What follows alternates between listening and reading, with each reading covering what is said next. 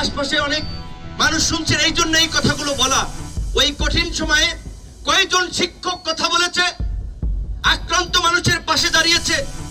তারপরে দেখেছেন এই 5ই আগস্টের পরে আসিফ নজরুলের চরিত্র হনন করা হয়েছে, ভারতীয় দালাল বানানো হয়েছে।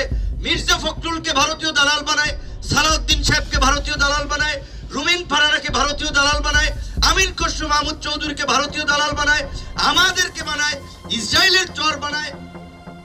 এরা কারা? 5ই আগস্টের পূর্বে অনেকে আমাদের পক্ষে ছিল, সরকার বিরোধী কথাবার্তা ভিডিও বক্তব্য দিয়েছে, তাই আমরা তাদেরকে অন করেছি, লাইক ম্যান্ডেট মনে করেছি। কিন্তু এই কালপ্রিট গুলো নির্বাচনকে সামনে রেখে কিংবা গত 15 মাসে দেখেছেন দেশের মধ্যে নানান ধরনের মব ভায়োলেন্স করে বাংলাদেশকে একটি অস্থিতিশীল রাষ্ট্র হিসেবে বিশ্বের কাছে পরিচয় করিয়ে দিতে, রাজনৈতিক ফায়দা নিতে নানান ভাবে আমাদের জুলাইয়ের মধ্যে দিয়ে যে ঐক্য তৈরি হয়েছিল সেই ঐক্য নষ্ট করার চেষ্টা করেছে, বিভেদ বিদ্বেষ ছড়িয়ে একটা অসহিষ্ণু সমাজ এবং ব্যবস্থা তৈরি করার চেষ্টা করেছে।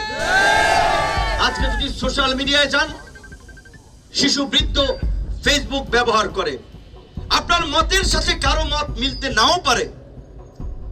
আমি গণ অধিকার করি, আরেকজনে বিএনপি, আরেকজনে জামাত ইসলাম চরমনাই, কিন্তু দেখবেন কিছু কিছু মানুষ এত নগ্ন ভাবে এত অসভ্য কথাবার্তা কমেন্ট ফেসবুকে বলে, এর মাধ্যমে তো তার ব্যক্তিত্ব ফুটে ওঠে। তাদের প্রোফাইল গুলো চেক করলে দেখবেন, তার ছবি দেখলে, তার লেবাস দেখলে বোঝা যায় যে